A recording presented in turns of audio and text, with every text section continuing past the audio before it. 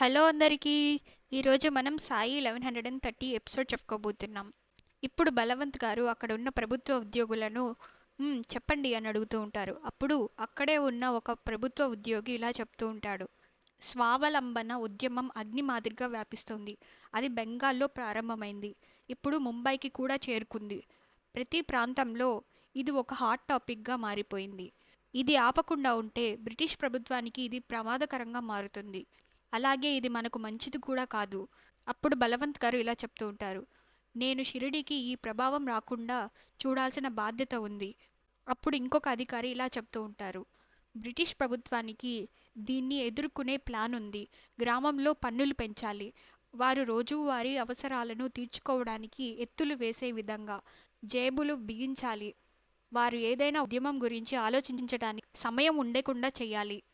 అలాగే భారతదేశంలోని ప్రతి నగరం వలనే ప్రతి గ్రామానికి ముఖ్యమైన వస్త్రాలు అందించబడతాయి. అలాగే షిరిడీకి కూడా వాటిని అందిస్తాము. అవి ప్రతి ఇంటికి చేరేలా చూసుకోవడం మన బాధ్యత. ఈ వస్త్రాలు ప్రతి మార్కెట్లో ఈ వస్త్రాలతో నింపేంత వరకు మేము ఇక్కడే ఉంటాము.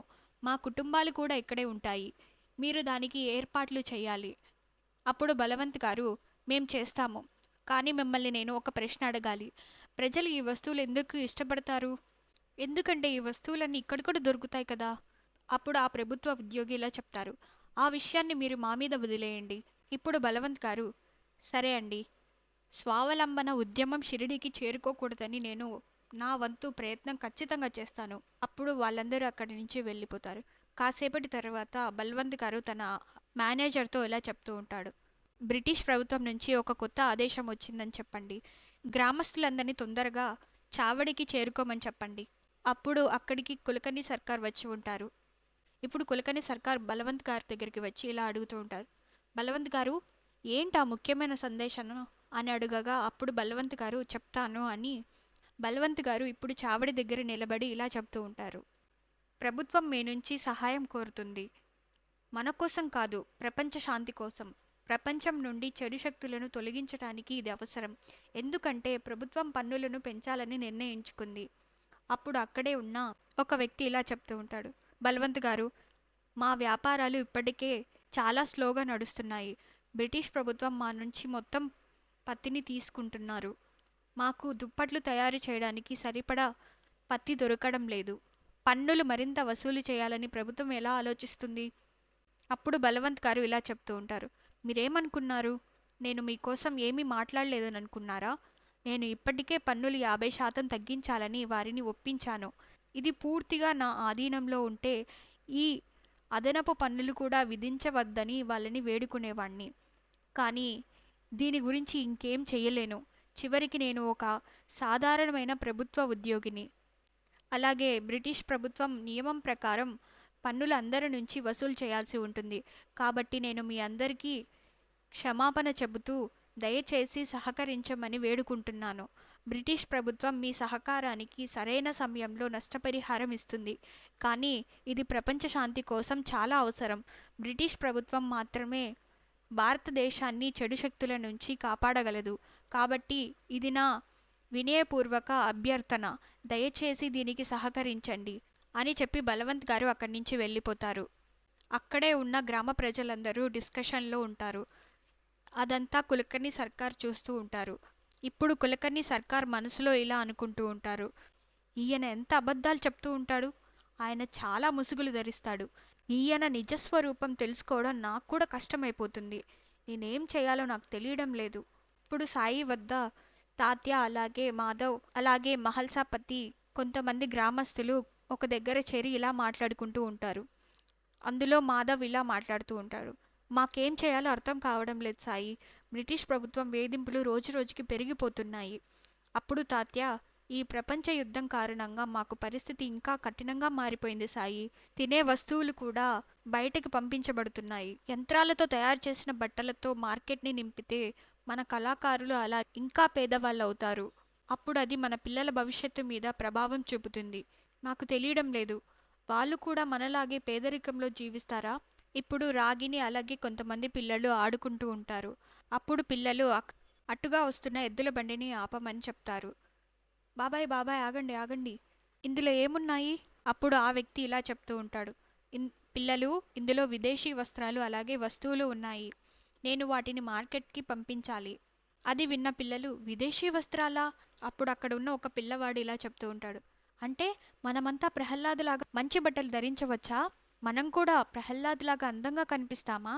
అప్పుడు ఆ వ్యక్తి ఇలా మాట్లాడుతూ ఉంటాడు, పిల్లలు మీరు వెళ్ళి ఆడుకోండి, మమ్మల్ని మా పని చేసుకొనివ్వండి అని ఆ వ్యక్తి ఆ ఎద్దుల బండిలను తీసుకెళ్తూ ఉంటాడు. ఇదంతా అక్కడ కూర్చొని మాట్లాడుకుంటున్న వాళ్ళందరూ చూసి ఇలా మాట్లాడుతూ ఉంటారు. ఇప్పుడు శ్రీకాంత్ ఇలా మాట్లాడుతూ ఉంటాడు, ఇది సరైనది కాదు. విదేశీ వస్తువుల వల్ల మన పిల్లలు మన సంప్రదాయాల నుంచి వాళ్ళు చాలా దూరం వెళ్ళిపోతే వారిలాగా మాట్లాడడం అలాగే వారిలాగా బట్టలు వేసుకోవడం ఇవన్నీ చూస్తుంటే నాకు భయంగా ఉంది. అప్పుడు సాయి ఇలా మాట్లాడుతూ ఉంటారు, బట్టలు కేవలం మనం కప్పుకోవడానికి ఉపయోగించే ఒక వస్తువు లాంటివి. అవి మన వ్యక్తిత్వాన్ని నిర్వచించవు. మహేష్ని ఒక ఉదాహరణగా తీసుకోండి. అతను విదేశీ బట్టలు ధరించినప్పటికీ అతను తన సంస్కృతిని విడవలేదు. అలాగే కేశవ్ కూడా ధరించేవాడు. కానీ వాళ్ళు తమ సంస్కృతిని ఎప్పుడూ దూరంగా ఉంచలేదు. అప్పుడు మహల్సాపతి ఇలా మాట్లాడుతూ ఉంటారు, సాయి, పిల్లల మనసును ప్రభావితం చేయడం చాలా సులభం. వారు మన సంస్కృతిని మరిచిపోవడం, పాశ్చాత్య సంస్కృతిని అవలంబించుకోవడం వాళ్ళకి తక్కువ సమయం పడుతుంది. అప్పుడు సాయి ఇలా మాట్లాడతారు, మహల్సాపతి గారు, ఇదే పెద్దల బాధ్యత అవుతుంది. మనం మన పిల్లలకు నాణ్యమైన విద్య అలాగే విలువలను నేర్పించాలి. వారు ఎక్కడ ఉన్నా ఏ వేషధారణలో ఉన్నప్పటికీ వారు మన మూలాలను మర్చిపోకుండా మనం చేయాలి. అలా చేయడం కూడా మన బాధ్యత అవుతుంది. శ్రీకాంత్కి అదంతా అర్థమవుతూ ఉంటుంది. అప్పుడు శ్రీకాంత్ పైకి లేచి, సాయి, నాకు కొన్ని పనులున్నాయి, నేను తర్వాత కలుస్తాను అని చెప్పి అక్కడి నుంచి వెళ్ళిపోతారు. మరుసటి రోజు ఉదయం సాయి కొన్ని కట్టెలను స్కూల్ వైపు వెళ్తూ ఉంటారు. అప్పుడు సాయికి పిల్లలు జాతీయ గీతాలను పాడడం వినిపిస్తుంది. అప్పుడు సాయి స్కూల్ దగ్గరికి వెళ్తారు. సాయిని చూసి శ్రీకాంత్ బయటికి వస్తారు. శ్రీకాంత్ సాయికి ప్రణామం చేయగా సాయి శ్రీకాంత్ని ఆశీర్వదిస్తారు. ఇప్పుడు శ్రీకాంత్ ఇలా మాట్లాడుతూ ఉంటారు, సాయి, మీరు నిన్న చెప్పింది నాకు ప్రేరణ కలిగించింది. నేను పాఠశాలలో కొన్ని మార్పులు చేశాను. ఇవి పిల్లలకు మాతృభూమిని ప్రేమించేలా చేస్తాయి. ఇక నుంచి ప్రతిరోజు మన ఉదయాన్ని దేశభక్తి గీతంతో క్లాస్ని ప్రారంభిస్తాను. దాంతోపాటు లోకమాన్య తిలక్ పత్రికను తెప్పించుకుంటున్నాను. ప్రతిరోజు పిల్లలకు అది చదివి వినిపిస్తాను. ఇది వారికి మన దేశ ప్రస్తుత పరిస్థితిని గురించి అవగాహన కల్పిస్తుంది. నాకు ఇతర ప్రణాళికలు కూడా ఉన్నాయి సాయి. ఈ వార్షికోత్సవంలో కాదిల్కర్ గారు రాసిన కీచక వధ నాటకాన్ని నేను ఉపయోగిస్తాను. మీకు ఇది తెలిసినట్లుగానే ఈ నాటకం మహాభారతం నుంచి ప్రేరణ పొందింది. కానీ ఇది ప్రస్తుత కాలానికి సంబంధించినది. ఇది ప్రజలకు మహాభారతం ద్వారా ప్రస్తుత పరిస్థితిని గురించి తెలియజేయడానికి ఒక ఉత్తమమైన మార్గం. సాయి, ఇది పిల్లలలో దేశభక్తిని నింపుతుంది. ఇప్పుడు సాయి కర్రలను పక్కకు పెట్టి అందులో ఒక కర్ర తీసి ఒక సర్కిల్ గీస్తారు.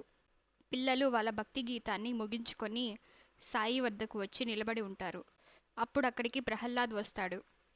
వచ్చిన ప్రహ్లాద్ ఇలా చెప్తూ ఉంటాడు, సాయి, మేం బాంబే నుంచి వచ్చేసాము, మాకు అక్కడ నచ్చలేదు. ప్రహ్లాద్ని చూసిన పిల్లలందరూ చాలా సంతోషిస్తారు. అప్పుడు సాయి ప్రహ్లాద్ని ఇలా అడుగుతారు, కేశవ్ ఎక్కడున్నాడు? ప్రహ్లాద్. ఇప్పుడు కులకర్ణి సర్కార్ తన రూమ్లో కూర్చొని ఏదో రాస్తూ ఉన్నప్పుడు కేశవ్ అమ్మ అని పిలిచడం వినిపిస్తుంది. అది విన్న కులకర్ణి సర్కార్, కేశవ్ అని ఆనందంతో అక్కడి నుంచి హాల్లోకి వస్తాడు. రుక్మిణి తన పూజ గదిలో ఉండి కేశవ్ అన్న మాటలు విని భగవంతుడి ముందు కూర్చొని ఇలా. ఇప్పుడు కిందకు వచ్చిన కులకర్ణి సర్కార్ తేజస్విని చూసి, కోడలి పిల్ల, హరి ఓం హరి ఓం, మీరింటికి తిరిగి వచ్చారా? కేశవ్ అని అడగగా తేజస్వి ఇలా జవాబిస్తుంది, ఇంట్లో పూజ గదిలోకి వెళ్ళాడు.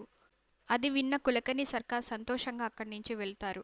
అదంతా తేజస్వి కోపంగా చూస్తూ ఉంటుంది. ఇప్పుడు రుక్మిణి భగవంతుడి ముందు ఇలా చెప్తూ ఉంటుంది, ఎప్పటి నుంచి కేశవ్ ఇక్కడి నుంచి వెళ్ళాడో ఆ రోజుటి నుంచి నాకు రోజంతా కేశవ్ స్వరమే వినిపిస్తూ ఉంటుంది. అది ఎలా అంటే కేశవ్ నన్ను పిలుస్తున్నట్టుగా. నేను ఎలా నా మనసుని శాంతింపచేయాలి భగవంతుడా అని అంటున్నప్పుడు కేశవ్ అమ్మ అని పిలుస్తూ ఉంటాడు. అమ్మ, ఇప్పుడు మీ మనస్సును శాంతింపచేసుకోవాల్సిన అవసరం లేదు, ఎందుకంటే నేను తిరిగి వచ్చాను. అది విని రుక్మిణి కేశవ్ వద్దకు వెళ్ళి కౌగిలించుకుంటుంది. ఆ తర్వాత రుక్మిణి ప్రహ్లాద్ ఎక్కడున్నాడు కేశవ్ అని అడుగగా కేశవ్ ఇలా జవాబిస్తాడు. ప్రహ్లాద్ సాయిని కలవడానికి వెళ్ళడమ్మా. అదంతా విన్న కులకర్ణి సర్కార్ అక్కడి నుంచి వెళ్ళి తేజస్వితో ఇలా మాట్లాడుతూ ఉంటాడు. నా మనవడు నన్ను కలవడానికి ముందే ఆ ఫకీర్ని కలవడానికి వెళ్ళాడు. ఇప్పుడు తేజస్వి కోపంగా కులకర్ణి సర్కార్తో ఇలా చెప్తూ ఉంటుంది. ఆ ఫకీర్ వల్లే మేమిప్పుడు ఇంత తొందరగా తిరిగి వచ్చేసాము. అప్పుడు అది విన్న కేశవ్ ఇలా అంటూ ఉంటాడు. ఇది నిజం కాదు. అప్పుడు తేజస్వి ఇలా అంటుంది. మనం అన్నీ త్యజించి ఇక్కడికి వచ్చాము. బాంబేలో జీవించడం నా జీవితంలో ఏకైక కళ.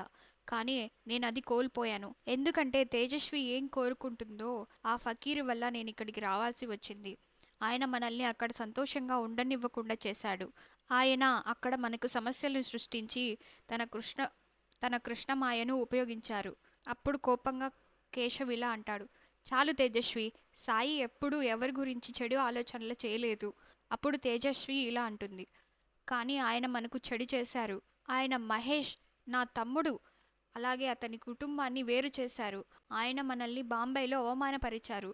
కానీ నేను ఇది భరించలేను. ఇప్పుడు తేజస్వి కోపంగా పశువుల కొట్టంలోకి వెళ్తుంది. అక్కడ సావరి అక్కడున్న ప్రదేశాన్నంతా క్లీన్ చేస్తూ ఉంటుంది. అక్కడికి వచ్చిన తేజస్వి బుట్టను కాళ్ళతో గట్టిగా తంతుంది. అది చూసి సావరి భయపడి వెనక్కి వెళ్తుంది. తేజస్వి సావరి వద్దకు వెళ్ళి ఇలా మాట్లాడుతూ ఉంటుంది. అపశకునరాలా, నువ్వు ఎప్పుడైతే ఇంట్లోకి అడుగు పెట్టావో అక్కడి నుంచి ఒకదాని తర్వాత ఒకటి అడ్డంకులు ఎదుర్కొంటున్నాను. కానీ మీరిక్కడ ఉంటారని తప్పుడు భావనలో ఉండకు. నేను మిమ్మల్ని ఏం చేయలేను అని అనుకోవద్దు. మీ చర్యలకు నేను ఖచ్చితంగా శిక్షిస్తాను. నువ్వు చాలా పశ్చాత్తాపడతావు. ఎందుకంటే మహేష్ని నీ ప్రేమ వలలో చిక్కించుకున్నందుకు. మీ ఫకీర్ కూడా మిమ్మల్ని రక్షించలేరు. అప్పుడు అక్కడికి వచ్చిన కులకర్ణి సర్కార్ ఇలా అంటూ ఉంటారు తేజస్వితో. కోడలి పిల్ల, నువ్వు చాలా దూరం నుంచి ప్రయాణం చేసి వచ్చారు. మీరు అలసిపోయి ఉంటారు. లోపలికి వెళ్ళి విశ్రాంతి తీసుకోండి అనగా తేజస్వి ఇలా చెప్తుంది. నేను ఇప్పుడు విశ్రాంతి తీసుకోను. ఆమె జీవితం సర్వనాశనం చేసిన తర్వాతే విశ్రాంతి తీసుకుంటాను మామయ్య. నేను మిమ్మల్ని నాశనం చేస్తాను అని అక్కడి నుంచి తేజస్వి వెళ్ళిపోతుంది. అక్కడే ఉన్న కేశవ్ ఇలా చెప్తూ ఉంటారు సావరితో. సావరి, ఆమె తరఫున నన్ను క్షమించు. ఆమె తను ఏం మాట్లాడుతుందో తెలుసుకోలేకపోతుంది అని చెప్పి కేశవ్ అక్కడి నుంచి వెళ్ళిపోతాడు. ఇప్పుడు ప్రహ్లాద్ సాయిని ఇలా అడుగుతూ ఉంటారు. మీరేం చేశారు సాయి ఇక్కడ అని అడగగా సాయి ఇలా జవాబిస్తారు. ఒక విషయం చెప్పు శ్రీకాంత్, ఈ రాయి ఏ వలయంలో ఉంది? అప్పుడు శ్రీకాంత్ ఆ సర్కిల్స్ని చూసి ఇలా చెప్తూ ఉంటారు. ఇది 3 వలయాలలో ఉంది సాయి. అప్పుడు సాయి ఇలా చెప్తారు.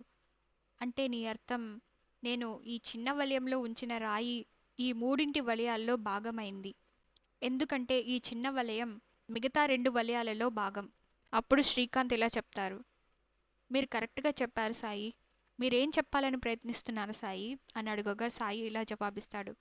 ప్రపంచంలో ప్రేమ కంటే గొప్పది అలాగే శక్తివంతమైనది ఇంకేమీ లేదు. చిన్న వలయం మన చుట్టూ ఉన్న మనుష్యులను సూచిస్తుంది.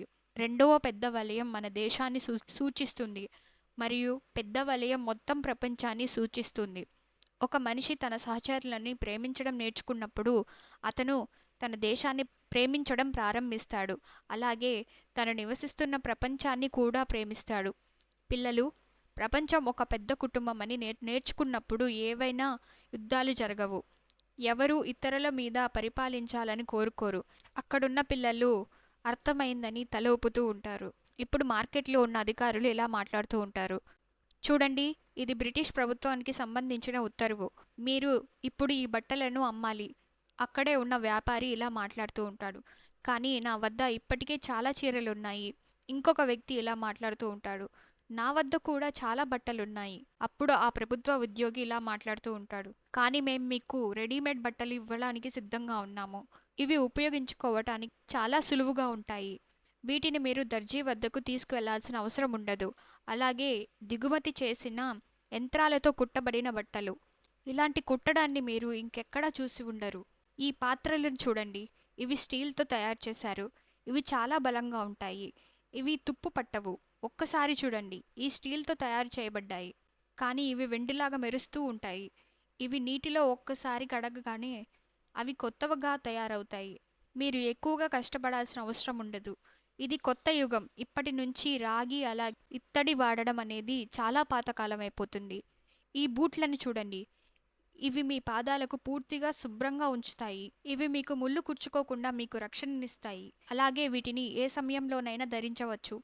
చూడండి, ఇది బ్రిటిష్ ప్రభుత్వం ఆర్డర్. ఇప్పటి నుంచి మీరు ఈ వస్తువులనే అమ్మాల్సి ఉంటుంది. ఇంకే మార్గం మీకు లేదు.